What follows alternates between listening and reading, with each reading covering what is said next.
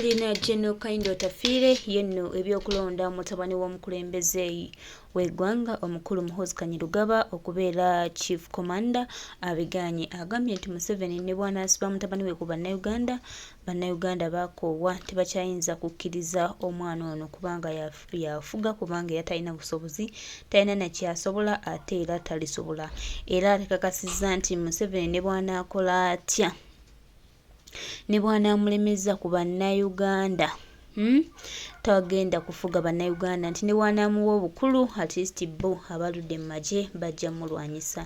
Si bigambo byange wabula bigambo bya mukulu General Kahinda Otafire byaweereza Mwami Muhoozi oluvannyuma lw'okulondebwa nga Chief Commander atwala mu UPDF ate ng'era omukulu Yoweri Kaguta Museveni yamukwasizza obuyinza bwonna. Baganda bange gye tulaga nno Wakambwe, gye tulaga nno twandyesibye bbiri, gye tugendako kyokya abasajja batubalira ebintu binene waawo ffe twefudde abatabira batwefudde be bitakwatako nenga basajja bo balabika nga bali mu lukwe olunene olw'okusaanyawo n'olw'okumalawo eggwanga lyaffe.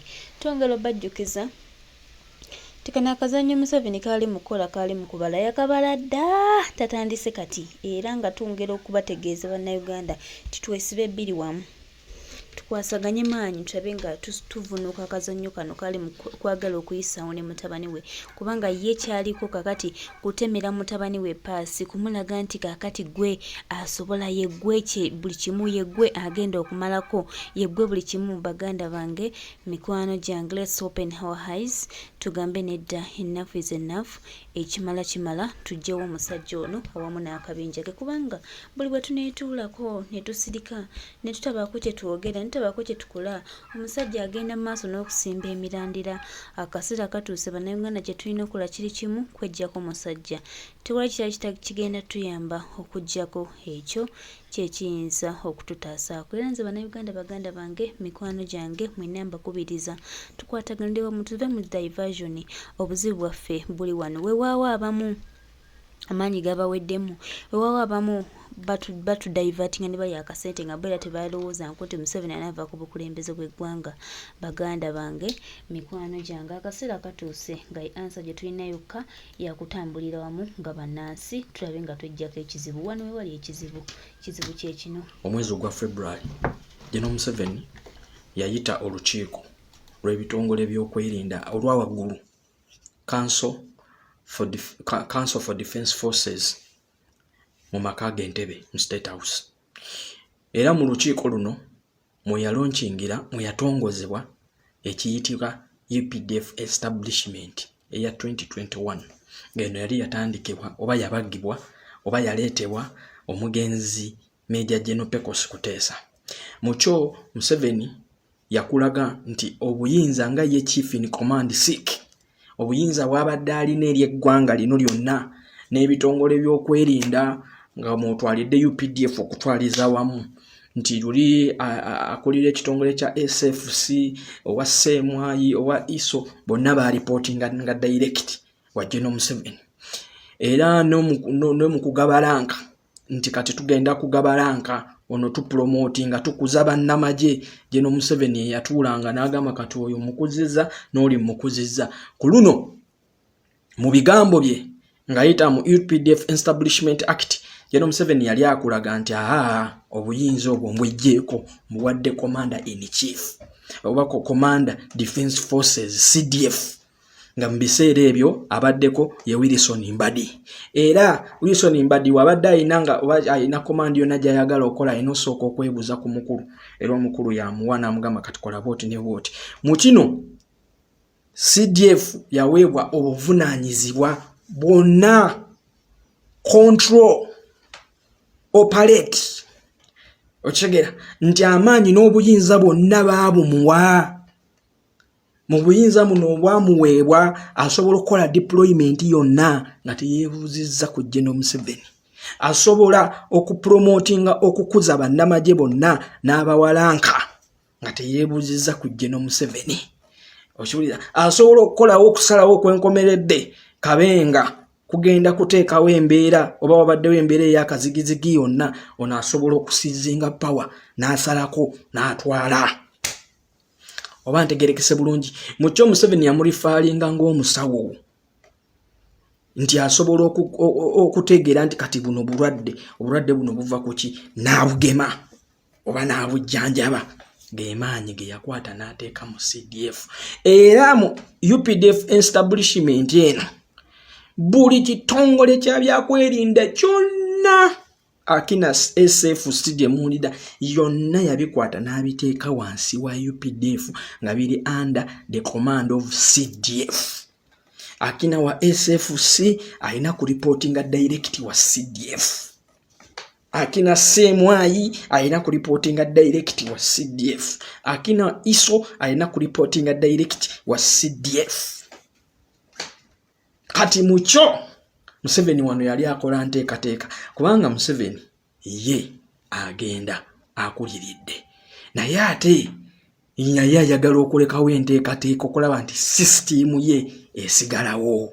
Now olwaleero Museveni ng'amaze okukwata obuyinza buno bwonna buwadde Wilson Mbadi, bannayuganda tebakiteekako nnyo makulu naye abamu beebuuza naye Museveni addira atya Wilson Mbadi ono n'amuwa amaanyi gano gonna. Wilson Mbadi si be bamu ku baali mu nsiko, ono mwana yakajjabuzi era arayizinze mu ranks. Era Wilson Mbadi tayawukatako ne Muhoozi ku nkola gye bakuliziddwamu ku speed mu magye.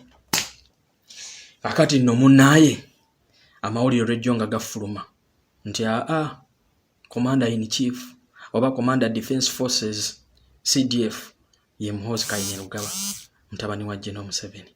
Kino kitegeeza ki? Kiri General Museveni kye yakola wali Entebbe ng'akwata instruments of power azikwasa Wilson Mbadi CDF era n'amuwa obuyinza bwonna n'amulagira kakati asobola okukola okusalawo kwonna nga tasoose kumwebuuzaako. Oba ntegerekese bulungi nnyo kakati olwaleero kino ekikola kyandirabise bubi nnyo singa yakikola ng'akikola akitunuulizza mutabani we nga ye CDF. Naye olwaleero kigenda kubeera kizibu okukomplaininga lwaki nti Wilson Mbadi agenda kukwata aweeyo office oba instruments of power aziwe Muhoozi Kainerugaba nga new CDF. Oba ntegerekese bulungi nnyo kati kitegeeza lino ly'ejjinja eribadde lisembayo ku Museveni okwagala mutabani we umusikira. Olwaleero ne wabaawo okwekalakasa kwonna oba ne wabeerawo ekintu kyonna ekigezaako nyenya gavumenti eno, CDF asobola okukola command n'alagira units zonna n'azigamba musaleeko. Kati olwaleero Muhoozi ayina oba CDF ayina obuyinza obusobola osalako State House n'akomandinga units zonna ne watabaako n'omu amusiinya n'amugamba nti kikyo abagamba mugende kati tusaleko UBC tusaleko ne State House kati tuwambye. Oba ntegerekese bulungi nnyo Museveni ne bwafuluma olwaleero n'abaako gy'agenze ono CDF in fact yabeera in charge.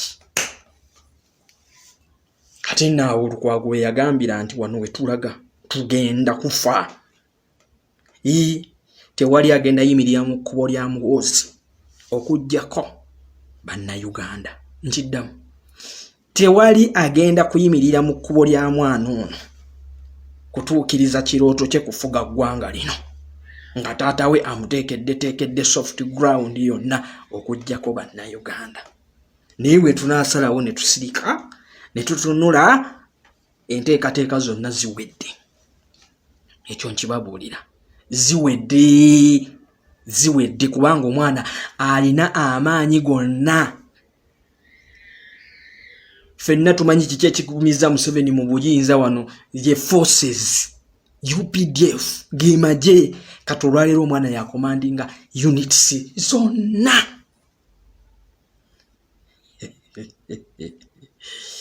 Mukategedde tuseka maje mu lukufu temwerabira ne mu cabinet amuteereddemu abaana ababa bazze bamutembeeta.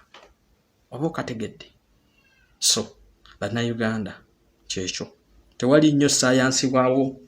Muhoozi ye kati kiriza obagaana. Muhoozi ate ye yakugamba nti ye agenda kufuga oba ki. Now olina acting CDF nga ye yakulaga dda intention nti agenda kufuga ggwanga lino era ayagala kulifuga oba ki ayagala kulifuga. Kati olwaleero ye CDF ng'ayina instruments of power. Commander in Chief yazimukwasa n'azimuwa. abankuumire.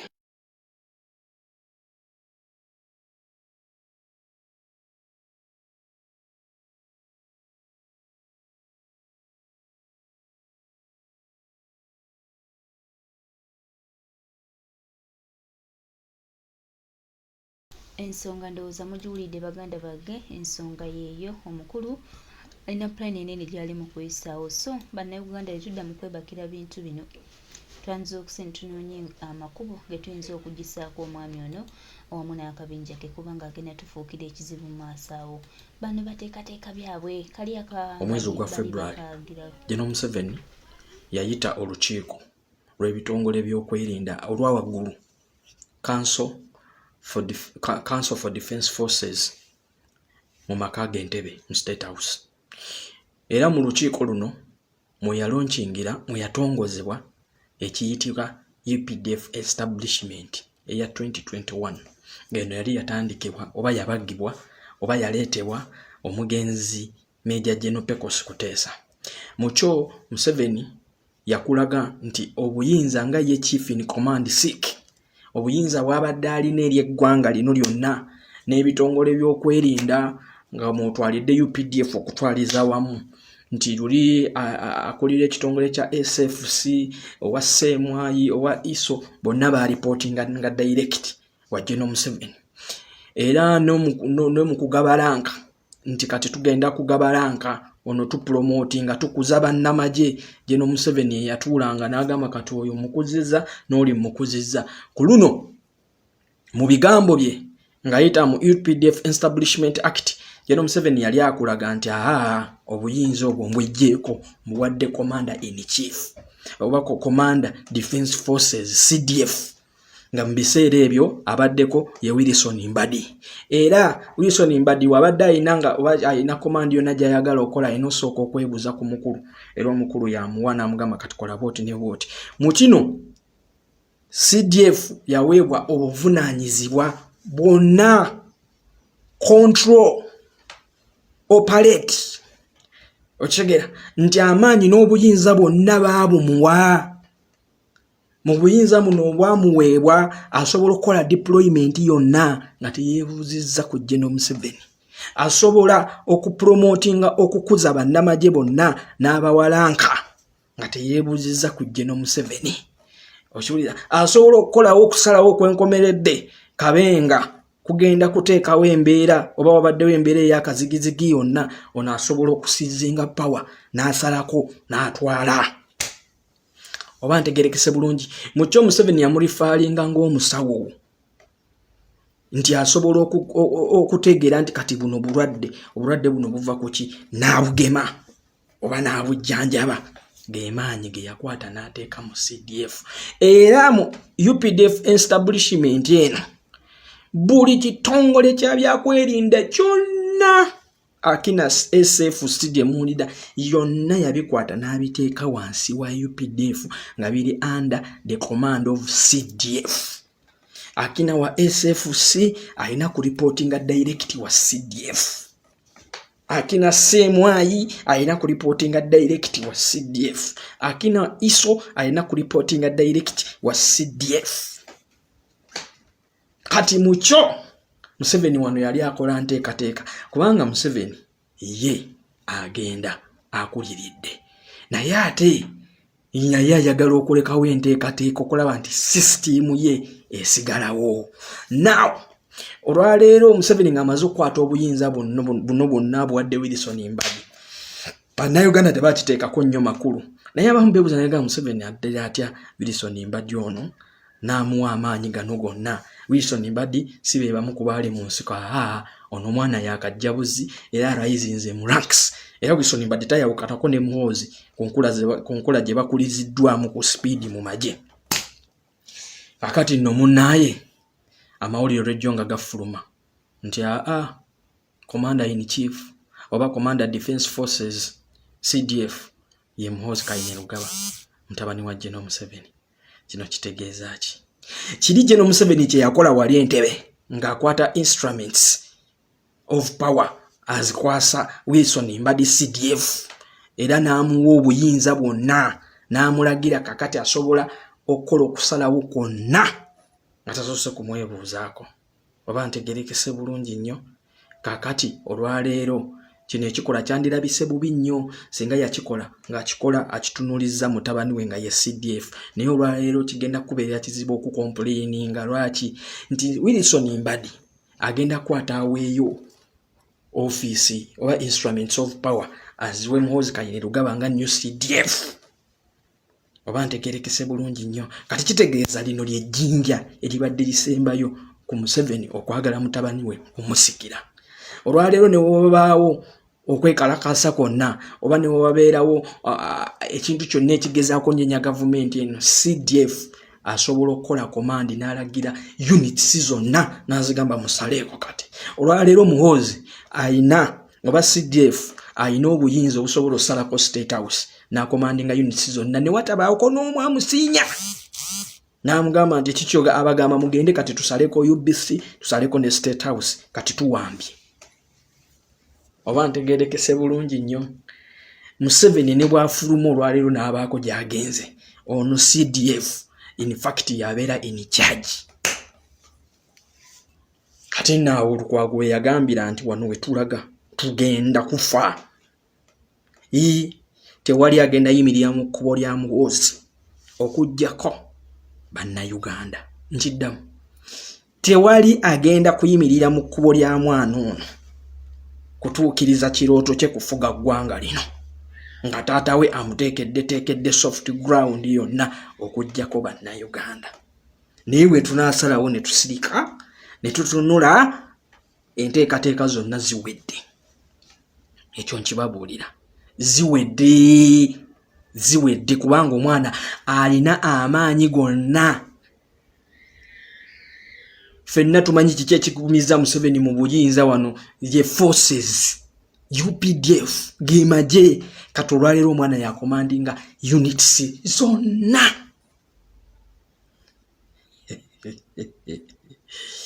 Mukategedde tuseka magye mu lukufu. Temwerabira ne mu cabinet amuteereddemu abaana ababa bazze bamutembeeta. Oba okategedde? So bannayuganda kyekyo, tewali nnyo saayansi bwawo. Muhoozi ye kati kkiriza obagaana. Muhoozi ate ye yakugamba nti ye agenda kufuga oba ki. Now olina acting CDF nga ye yakulaga dda intention nti agenda kufuga ggwanga lino era ayagala kulifuga. Oba ki ayagala kulifuga. Kati olwaleero ye CDF ng'ayina instruments of power. Commander in chief yazimukwasa n'azimuwa. Abankomere.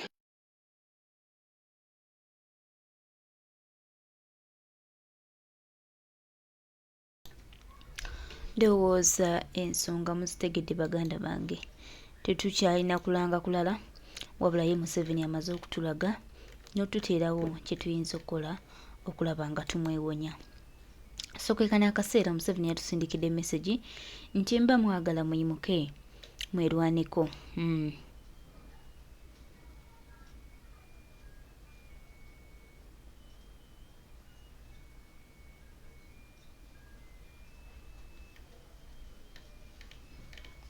Nti muyimuke mwerwaneko era tulabe nga tutereeza eggwanga. Tulina okukkiriza nti